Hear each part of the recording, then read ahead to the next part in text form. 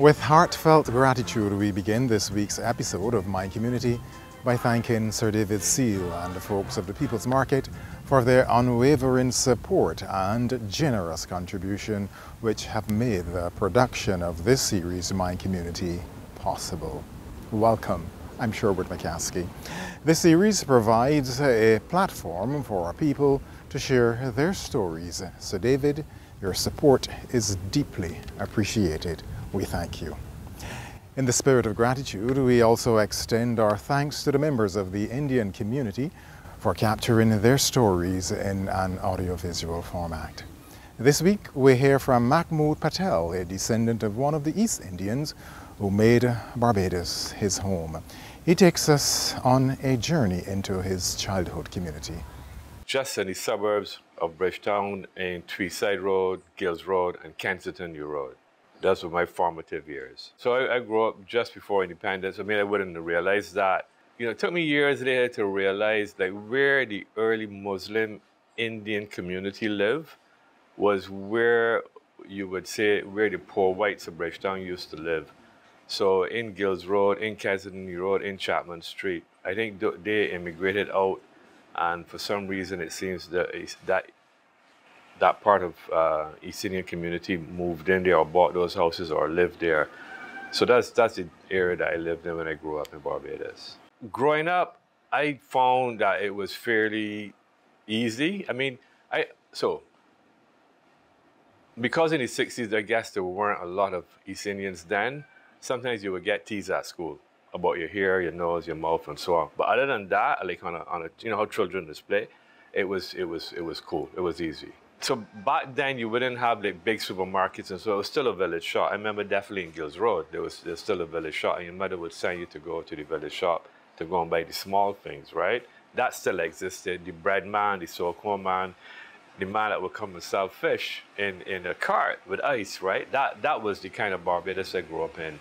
I found that it was a fairly mixed racial street, all three of them. So you had black Barbados, Indian, and white Barbados all mixed up together. My grandfather actually married a Barbadian. It was all empire then. It was the British Empire.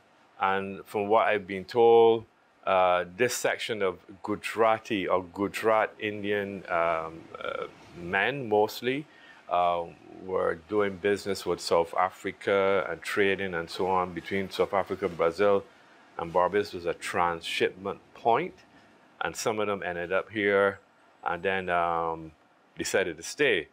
My granddad came in 1937, just before World War II, and because other people were coming then. And I guess back then in the British Empire, you didn't need a visa or anything, you could just travel between the different islands and countries.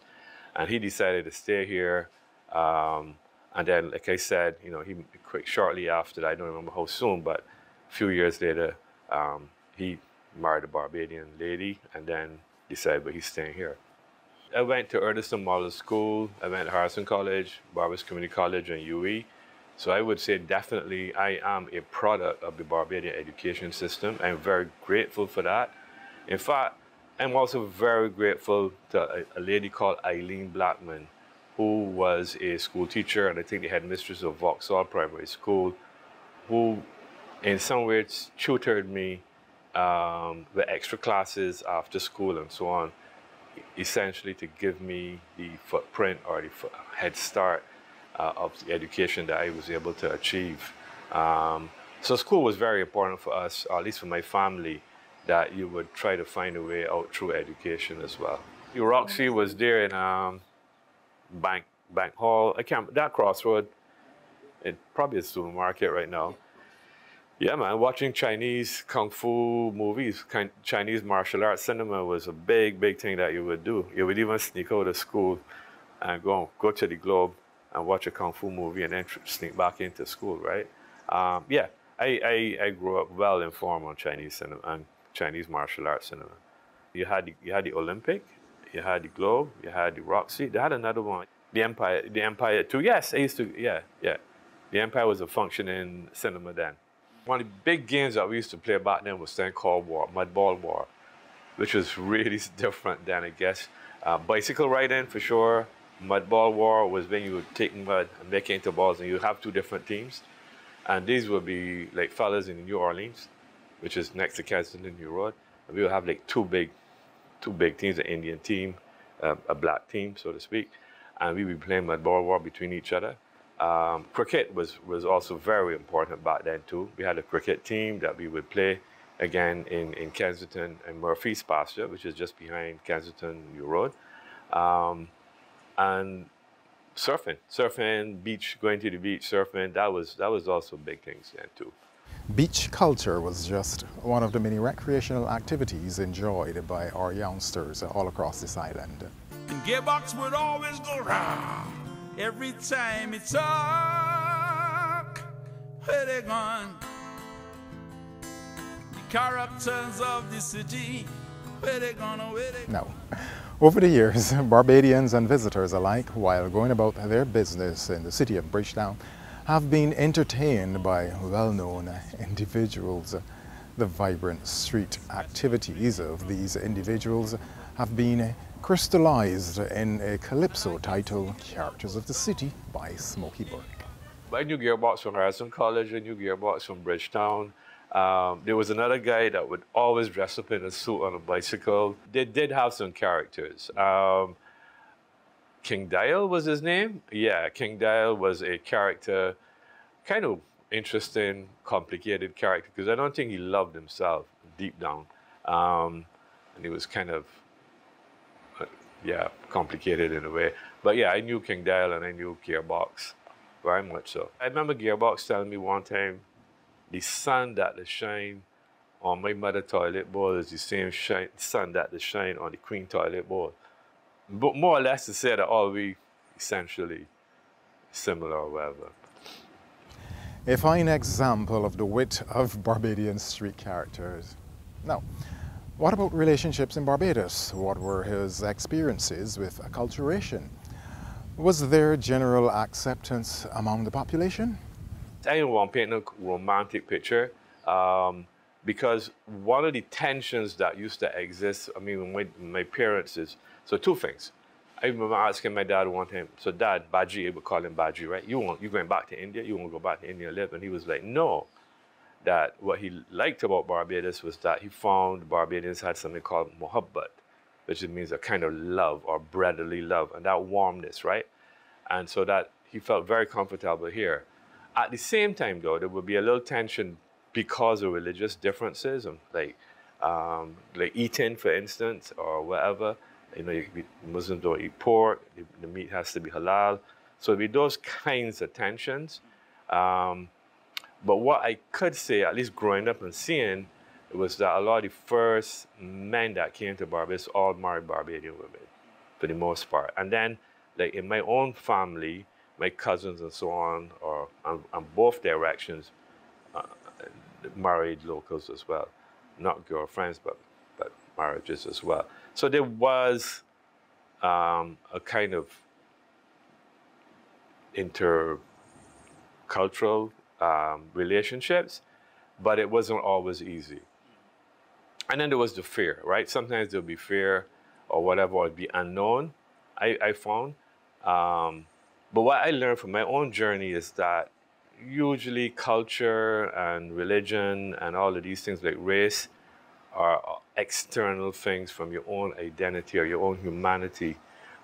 Essentially, most people are similar. You know, we're all trying to live a good life or easy life or something that we can feed our children and so on.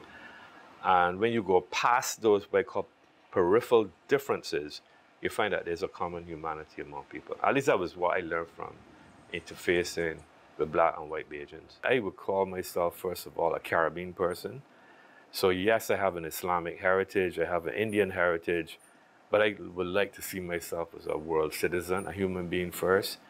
And, you know, growing up, that's something I realized at school, actually, at Harrison College, that culture and identity, there's that, which is things that you grew up because your parents were Muslim or Indian, or if your parents were black and Christian or whatever, but those are not essentially your real identity. I mean, it's your humanity or your soul or whatever that's your real identity.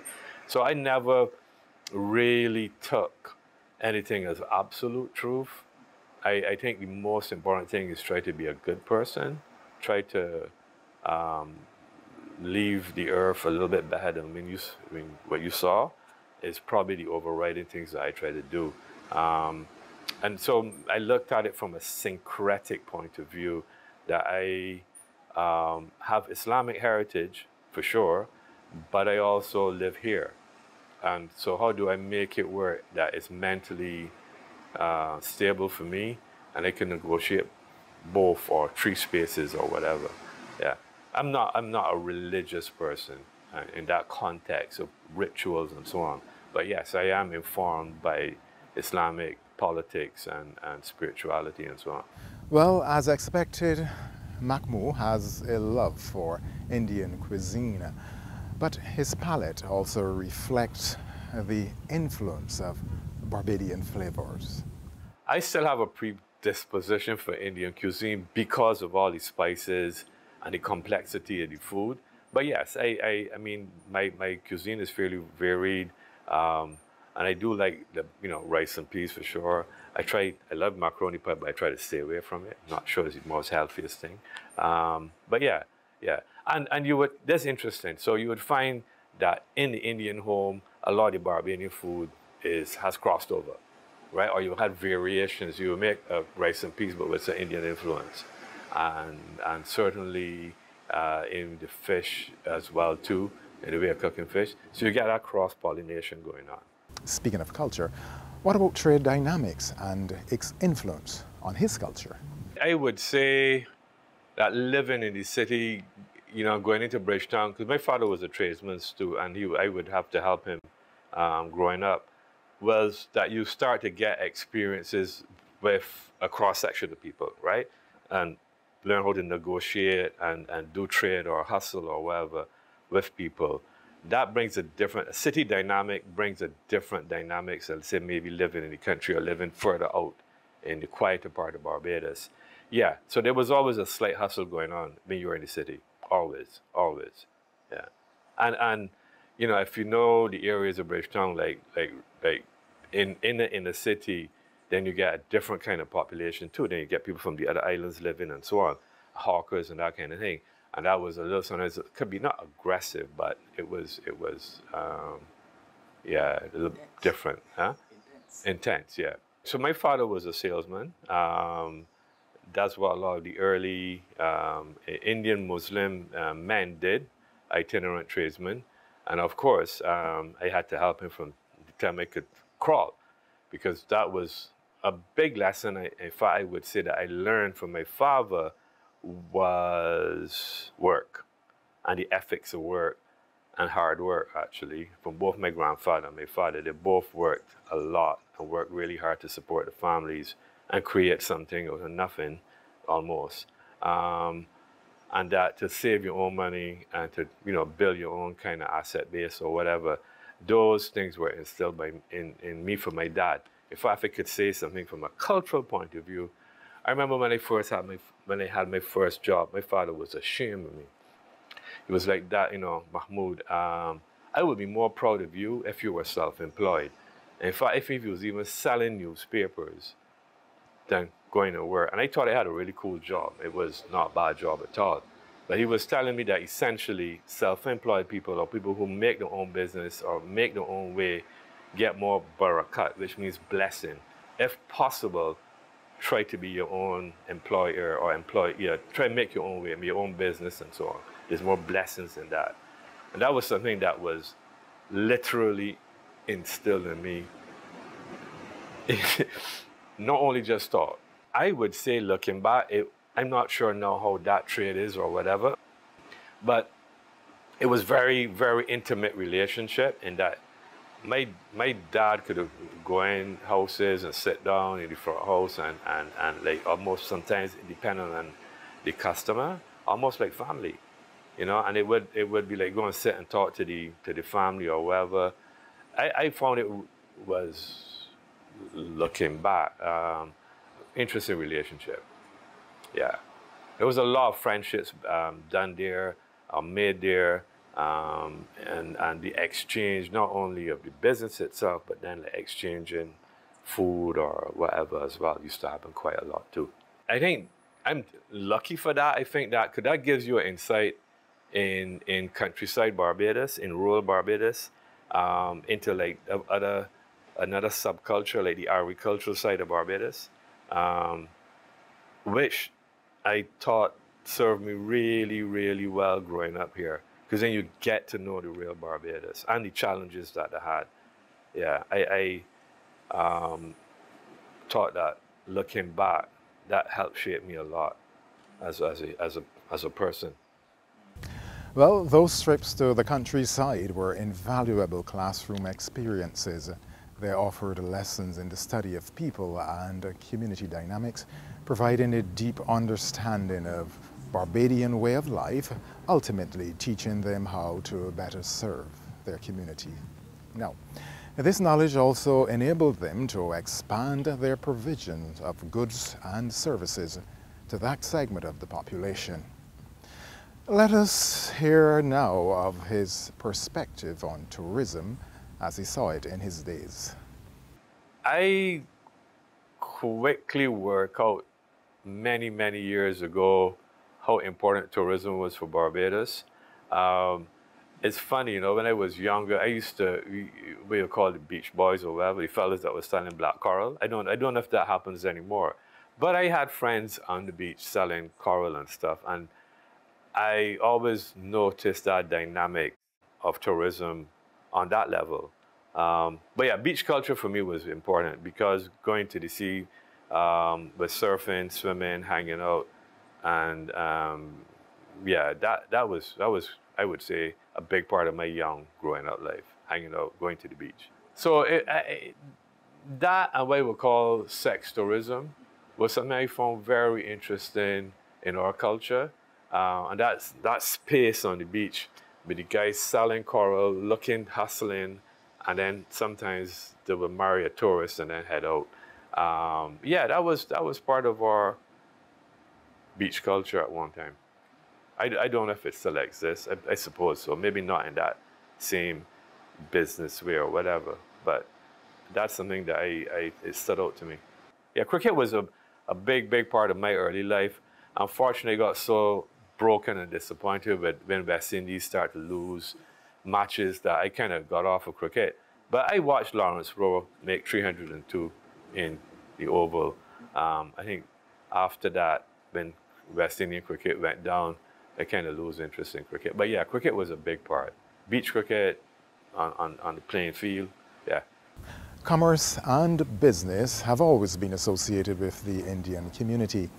It is fitting that Mahmoud now shares his journey into trading and business, along with the many lessons he continues to learn. I actually would consider myself an artist. So my degree is literature. I studied literature at UE, and then I went and studied directing in New York somewhere, and then I did a bit of cinematography in Toronto. I've always loved writing. I'm a student in history as well.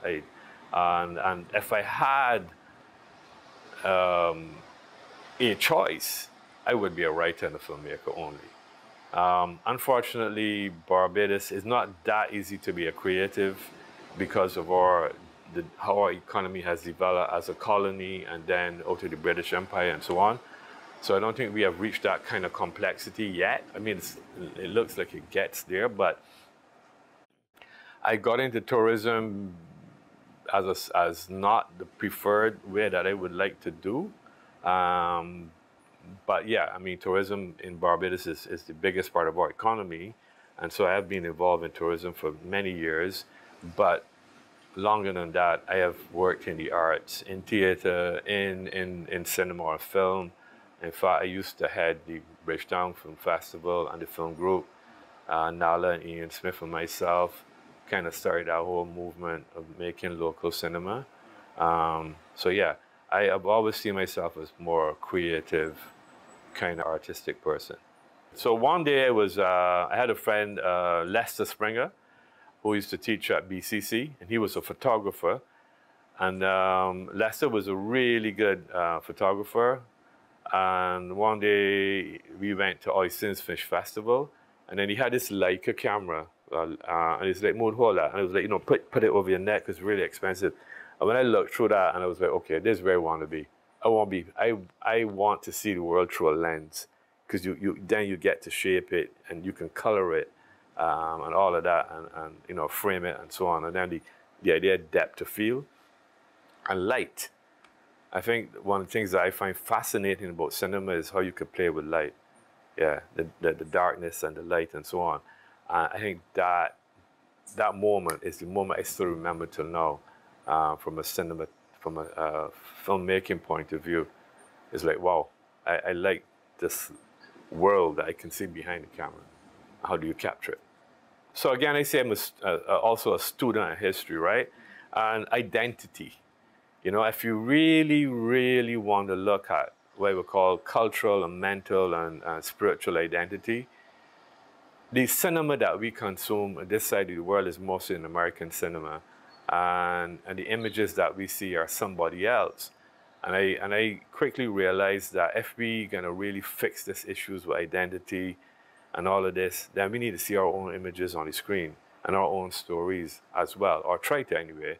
And that we have such a huge lexicon of Caribbean literature, you know, Kamal Brathwaite, Naipaul to a certain point, Salvon. I mean, the list is long, right? Derek Walcott, and you know, all of this should be turned into film or visual storytelling. And that I realized early on that that's a gap that we have in our culture, is that we are not telling our visual stories that could help shape our identity and so on. And we have beautiful stories to tell. The Caribbean is that one place where everybody that live here right now come from somewhere else. You know, and we could say that we are one of the first places of globalization, and that we have stories to tell that are not like the stories of the USA or Europe and so on, and that we deserve a space, what I call dialogue with world cinema, that the Caribbean too can make its own stories. That was a big part of what we were trying to do. We started the Bridgetown Film Festival. I think, as Derek Murray would say, we broke a psychological barrier when, for the first time, you could see black images, black faces on a cinema screen. Mahmoud had a passion for literature and the arts. However, he faced an inner conflict. Should he pursue his love for the arts, even though it might not be sustainable, so to speak? Or should he follow a business venture which was more in keeping with the tradition of his community? So yeah, so okay, the first thing was, okay, so I grew up with this tension, right? Because I come out of that Indian business culture, that you should be a business person or something like this, but my real thing is art, right? Or making into entrepreneurship and so on. So there's always a tension between business and art. I was in Dakar shooting a film many years ago, and the director, Musa Senabsa, told me one day, Mood, you people in Barbados can't talk about the creative industries because everything you put in your mouth is imported from somewhere else. That if you don't own your food sovereignty, you really can't talk about cultural arts. And that struck me, and that resonated with me. And then what happened also, unfortunately, after the 2008 recession, the funding for cinema in the Caribbean kind of dried up. So I was looking for a way to reinvent myself. So then I went back, even like my grandparents from my maternal side were farmers as well. And then all of that together though, I started a project called Cocoa Hill Forest, which was looking at replanting the tropical flora and trees and so on that we lost because of our period of sugarcane and colonization and deforestation. I think, I mean, so a little bit part of my evolution philosophically is this idea of what I call social entrepreneurship or social capitalism, because of living here and realizing that I am not, like, I am who I am because of a lot of different influences, and in some ways it's a way of giving back. So to me, planting trees was a way of giving back to the island that created who I am and my headspace and so on. And the opportunity to live in such a beautiful place And then realizing that, unfortunately, though, because of our history, we lost a lot of our biodiversity. And I thought, okay, maybe there's what I could do too. So I'm in the hotel industry, but I also plant trees. And that is indeed good news for all Barbadians. Numerous dissertations could be written on the importance of forestation and trees to our environment. We wish you every success with that project. This has been My Community. I'm Sherwood McCaskey.